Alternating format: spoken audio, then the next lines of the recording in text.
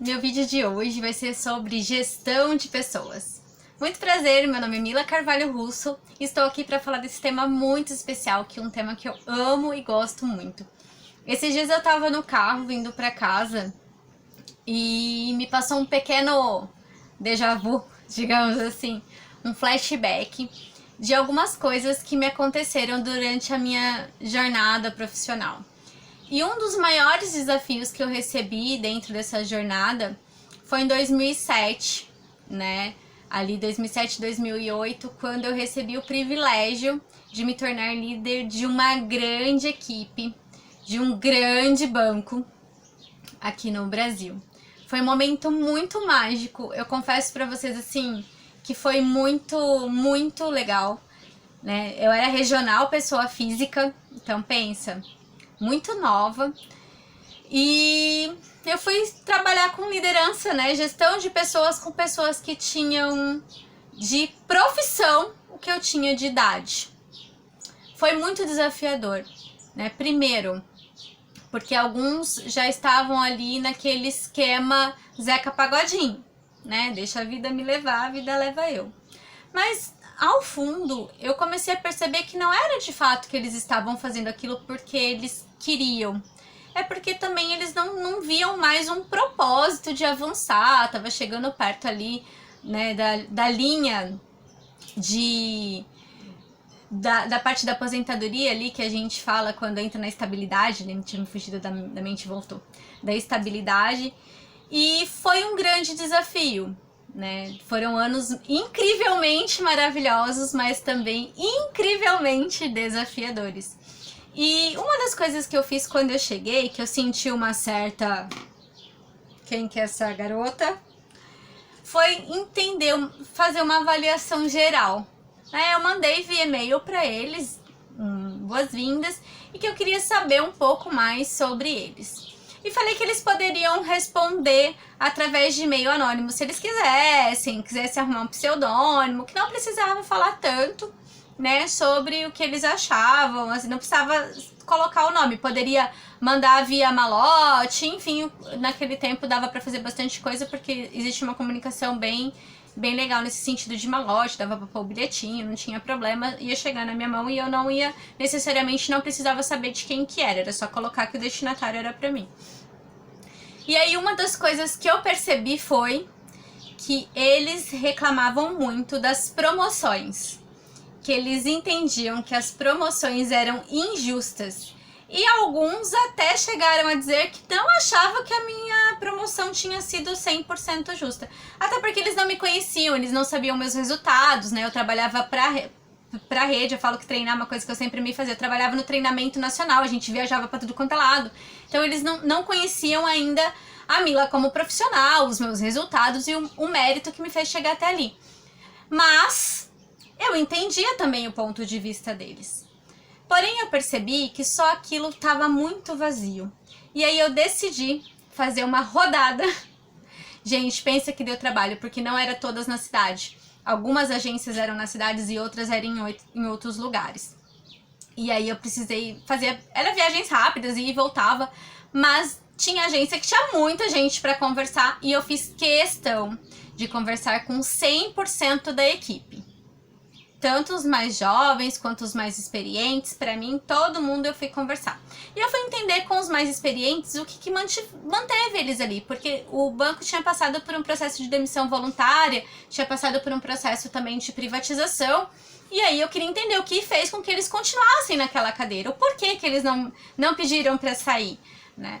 E aí eu percebi que alguns tinham algumas questões familiares, outros tinham algumas questões pessoais, mas que de fato, eles queriam estar ali, mas ao mesmo tempo era meio que um relacionamento contraditório, sabe? Eu quero separar, mas também não quero pedir o divórcio.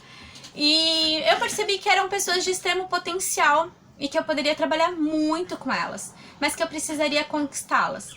Então eu peguei a parte jovem, né, o pessoal mais jovem que estava naquele gás, trabalhei muito com eles e peguei esse pessoal também mais experiente, também comecei a trabalhar com eles. E uma das coisas que eu me propus a fazer com essa equipe foi, aqui, neste lugar, entre nossa equipe, só serão promovidos pessoas através da meritocracia. E as regras serão claras. As vagas serão abertas para vocês. E a gente só vai buscar no mercado ou em outro lugar se aqui internamente a gente não tiver ninguém para assumir a cadeira. E aí eles ficaram meio assim, né? Porque de fato essa regra existia já. Mas eu não sei se eles eu não sei se isso era repetido para eles. E acabou que de fato eles falaram, nossa, será mesmo? E eles meio que duvidaram no começo, sabe? Ah, todo mundo diz isso pra gente. Então realmente ali eu sabia que eu ia ter que honrar a minha palavra, porque era a única forma de eu conquistar aquela equipe. Porém, eu percebi que dentro dessa equipe, como é que a gente trabalha meritocracia se a gente não tem equidade? Tinham pessoas que conheciam muito sobre tudo e tinham pessoas que conheciam nada de algumas coisas, né? Não tinham muito domínio, não sabiam às vezes falar de algum produto específico, como previdência, ou às vezes falar sobre ações, enfim, tinha algumas coisas que eu percebi que precisaria trabalhar com treinamento. Então, o que eu acabei fazendo? Alguns módulos de treinamento, treinar, né, gente? Como eu amo treinar. Não é à toa que eu fiz piano desde criança para dar aula, não é à toa que eu fiz licenciatura, porque meu negócio é gente. E aí, a gente trabalhou em cima desses gaps de conhecimento pra gente poder, a partir daí, desenvolver. Fora isso, a gente também trabalhou um plano de desenvolvimento individual. Por que eu falo sempre a gente, não a Mila? Porque em gestão de pessoas a gente não faz nada sozinho. Se você acha, eu fiz, eu não sei, esquece. Gestão de pessoas envolve relacionamento, envolve gente. Se você não gostar disso aqui, é muito complicado ser gestor de pessoas, precisa gostar de pessoas, né? Amar pessoas. Pra mim isso é muito, muito claro que é preciso. Lógico que talvez tenha as pessoas que não demonstram tanto, mas isso não quer dizer que elas não amam pessoas, quer dizer que elas não demonstram tanto, mas elas amam, senão elas não estariam ali como gestoras de pessoas. E aí, o que eu comecei a trabalhar? Esse plano de desenvolvimento individual, que inclusive era institucional. Só que eles também não era claro pra eles. E eu comecei a trabalhar esse plano de desenvolvimento individual com os 20 piores resultados, né? Com os 20% dentro dos 80-20, os 80% que estavam performando melhor, ok. Porém, a gente tinha 20% desses que estavam ali, que nunca performavam. E por isso que falar com as pessoas é importante. Uma das coisas que eu mais escutava deles era que a meta era feita para não ser batida. Eles não acreditavam que era possível bater meta, porque eles nunca tinham batido a meta. Nunca tinha tido aquele gostinho do uhul! Sabe que, yes! Quando a gente fecha um contrato, quer bater na mesa, quer tocar sino, né? Se vocês verem quando eu fecho um contrato, gente, é muito engraçado. Vocês vão morrer de rir. Eu ligo pras pessoas, eu mando mensagem, eu falo telefonezinho tocando, uhul! Eu sou dessas, né? Eu gosto disso, porque isso é gostoso.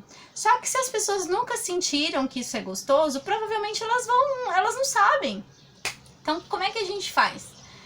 Uma das coisas que a gente trabalhava bastante era separar as metas, não em 4 semanas. Eu trabalhava 3. Por que das 3 semanas? Porque se der uma zebra, eu tenho uma semana para correr atrás. Eu posso fazer um plano de contingência se por algum motivo aquele meu plano inicial não tenha dado certo com aquela pessoa. Às vezes aconteceu de ficar doente na primeira semana, ou aquela negociação que estava esperando não aconteceu. Enfim, lógico que a gente também não pode se fiar só em uma negociação, mas a gente precisa começar de algum lugar com as pessoas. Então, ali era uma das coisas que eu fazia. E outra coisa que eu aprendi a fazer com eles é que eu não trabalhava o fechamento da semana na sexta. Eu trabalhava de quarta a quarta. Por quê? Na sexta, se der zebra, acabou, sextou, já era. Não tem o que fazer. Aí é sábado, domingo e segunda-feira. E quarta-feira, eu falo que é o dia nem. Não é nem começo de semana, nem final de semana. E as pessoas tendem a dar uma relaxada. E aí eu usava a quarta-feira, que era o dia da relaxada, para as pessoas não relaxarem. Para elas realmente, olha, legal, aqui a gente conseguiu, aqui a gente não conseguiu, o que a gente vai fazer para conseguir aqui? Ia com eles, né? As negociações grandes de assuntos que eles não dominavam, eu ia com eles, fazia um primeiro para eles verem como fazia. Trabalhava isso com eles. Olha, presta atenção como que eu faço. Prestou atenção? Ok. Agora na próxima você vai fazer, eu vou com você e eu vou te dar o feedback de como foi, ok? Por que eu fazia isso? Porque às vezes falta pra eles a sensação de tangibilizar a venda.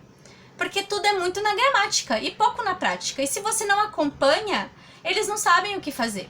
Então eu trabalhava bastante isso com eles, né? De ir numa visita com eles, entender, fazer uma para eles verem. Às vezes o que eu fazia era vender para eles. Porque pensa, gente, você treinar a venda com quem é vendedor, com quem tá ali fazendo o processo, eles são terríveis. Eles vão fazer todas as objeções que os clientes fazem com ele com você. Se você conseguir vender para ele, que não acredita que é possível vender, você vende para qualquer um. E aí, quando você consegue vender com ele, você mata todas as objeções dele e fala, uau, é possível. Porém, tem que treinar, né? Por isso que o famoso chá, conhecimento, habilidade e atitude. É preciso trabalhar isso com as pessoas. E com o PDI foi muito legal, porque as pessoas que estavam ali nos 20 na lista negra, né, prontos para serem demitidos, conseguiram performar. Né? E em 3 meses, todos estavam performando. Todos.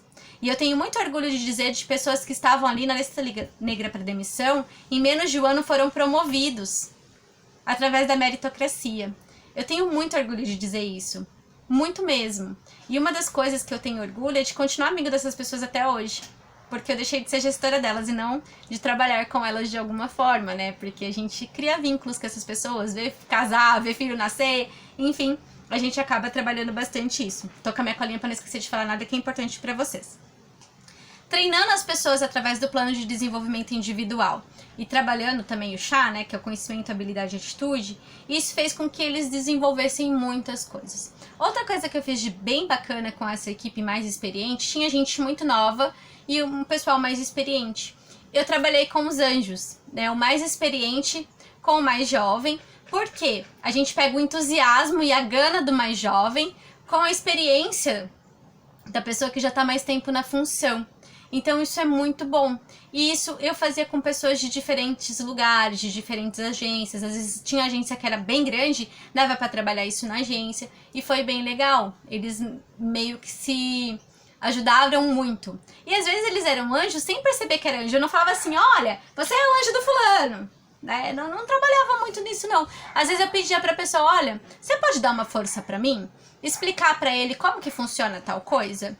Porque era uma forma também de valorizar o conhecimento que essa pessoa tinha em relação àquele produto. Era uma forma de reconhecer ela como autoridade no assunto. Às vezes eu chamava essa pessoa para falar sobre como que ela trabalhava alguma coisa.